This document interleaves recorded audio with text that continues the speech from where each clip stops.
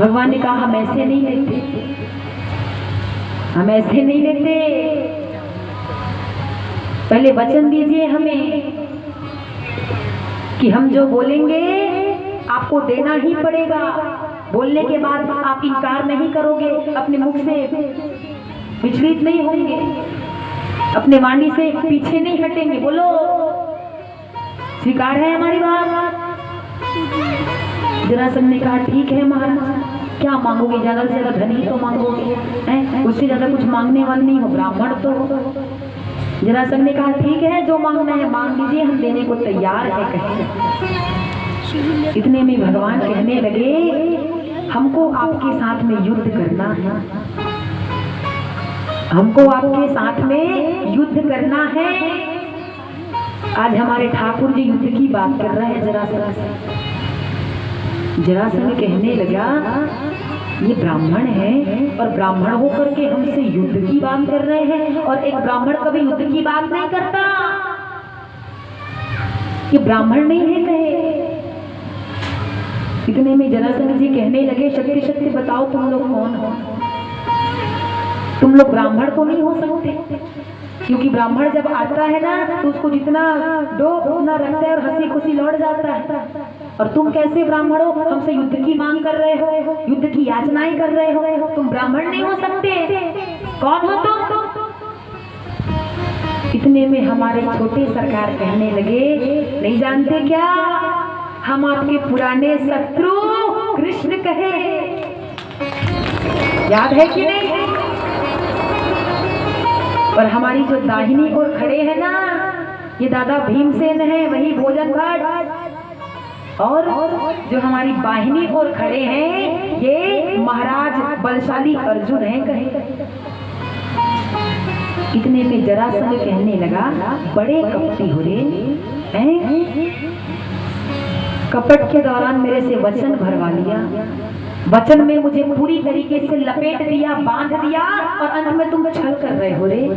छलिए, तेरा स्वभाव अब तक के नहीं सुधरा है रे, तू बचपन से छल ही करते आ रहा है और अभी भी मुझे छल लिया रे। छल करने का तेरा आदत अभी तक सुधरा नहीं है, लेकिन मैं तेरे साथ में युद्ध नहीं करूंगा कहे। जरासंध मन में सोचने लगा 17 बार आक्रमण किया था, 8वीं बार तो ले दे के जीता हूँ, 18वीं बार अगर इस बार कहीं हार गया तो जीते जिताए पे पानी फिर जाएगा। तो जरासंध ने पहले ही कह दिया कि हमको आपके साथ में युद्ध करना ही नहीं है, तुम डरपोक हो कहे, इतने डरपोक हो कि रण को छोड़ करके भाग जाते हो, रणछोर हो। इतने में हमारे भगवान अर्जुन जी की ओर देखने लगे, कहने लगे देखा अर्जुन, 17 बार इसको हराया हो उसकी गिनती नहीं है, लेकिन 18वीं बार ब्राह्मणों की कृपा से इसे विजय की प्राप्ति हो गई है, तो उसको बार बार लगातार ये जरासंध गिने जा रहा है कहीं। बड़ा दुष्ट प्रवृत्ति का राजा है। इतने में भगवान कहने लगे ठीक है, हमसे युद्ध मत करो, कोई बात नहीं, अर्जुन से युद्ध करोगे, हमसे नहीं करोगे चलेगा, ठीक है मत करो हमसे युद्ध, अर्जुन से तो करना पड़ेगा तुमको। इतने में जरासंध कहने लगा अर्जुन से भी नहीं करूंगा, ये तो दुबला पतला सा दिख रहा है मेरे सामने, इससे क्या युद्ध करूंगा बालक से। तो कहते हैं किससे युद्ध करोगे, किससे युद्ध करना है? इतने में जरासंध ने कहा वो जो भीमसेन दादा है ना उनके साथ युद्ध करेंगे कहीं, वही हमारे समान हष्ट पुष्ट है, बलशाली है। और जैसे ही जरासंध ने कहा कि हमको भीमसेन के साथ में युद्ध करना है, इतने में दादा भीमसेन उनकी छाती तो 56, 57 और 58 की हो गई। भीमसेन जी का चेहरा अभिमान से फूल गया, कहने लगे देखे अर्जुन को भी फैल कर दिया, कृष्णचंद्र को भी पीछे कर दिए, लेकिन हमको पास किया है, मानो हम ही सर्वश्रेष्ठ है ऐसा लग रहा है।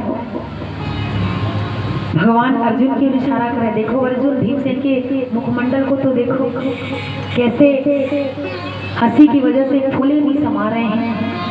प्रश्नता भर गया है उनके हृदय में। रुको, जब जरासंध के हाथों से खाएगा ना मार, तब इसकी बुद्धि आएगी ठिकाने पे कहे।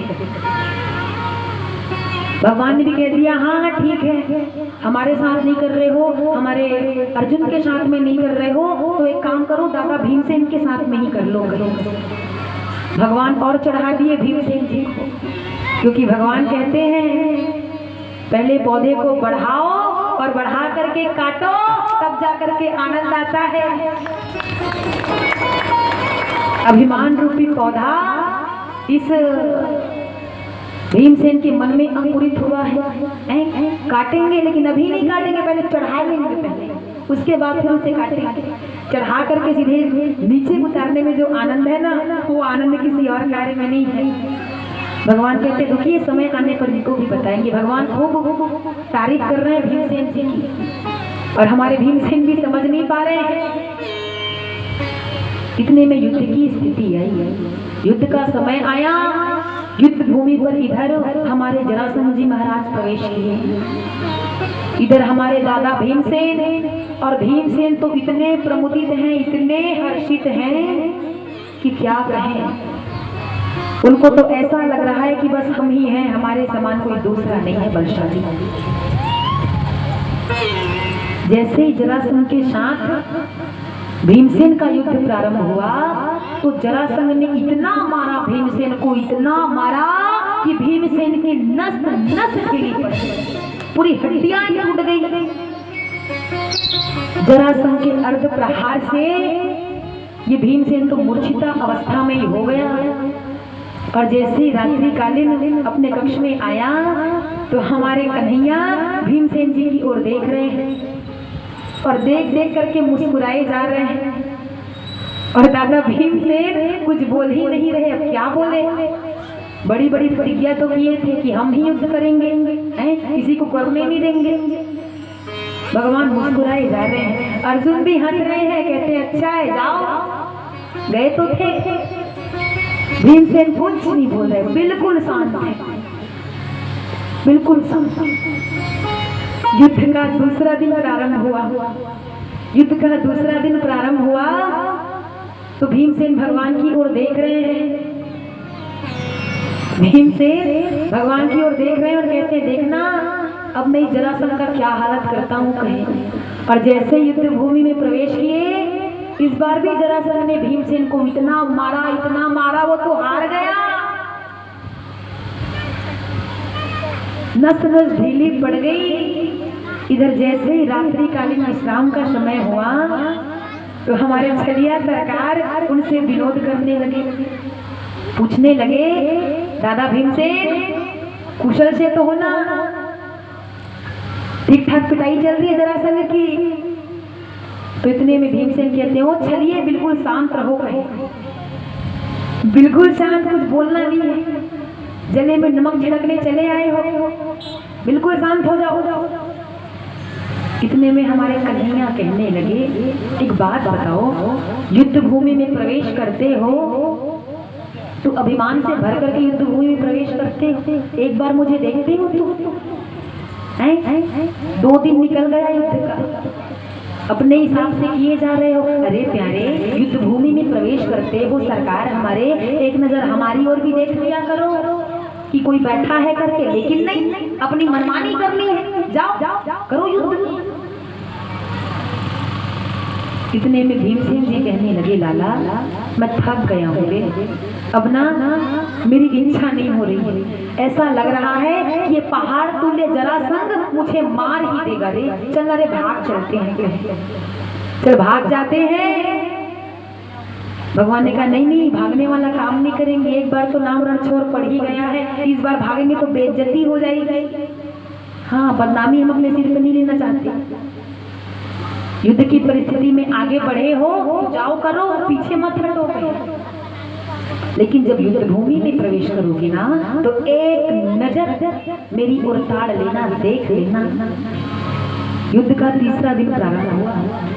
इधर जरासंध आया है, जरासंध को हमारे भीमसेन जी महाराज देख रहे हैं, और युद्ध भूमि में प्रवेश करने से पहले एक नजर यही दादा भीमसेन हमारे छलिया सरकार की ओर देख लिए। बिहारी जी की ओर, और बिहारी जी की ओर देख करके युद्ध भूमि में प्रवेश किए। युद्ध चल रहा है दोनों का। इतने में भीमसेन ने दोबारा ही हमारे कृष्णचंद्र की ओर देखा और हमारे भगवान एक तिल लिए और तिल को दो हिस्सों में फाड़ दिया, अर्थात तोड़ दिया, और एक हिस्सा दाहिनी ओर फेंका और दूसरा हिस्सा बाहिनी ओर फेंक दिया। भीमसेन समझ गए भीमसेन को क्या करना है। भीमसेन जरासंध का एक पैर दाहिनी ओर, दूसरा पैर बाहिनी ओर और पकड़ करके खींच दिया। इसके द्वारा जरासंध था उसका उद्धार हो गया। कहते हैं भगवान हमारे कृष्णचंद्र ने भीमसेन के जरिए उस जरासंध का उद्धार कर दिया। कहते हैं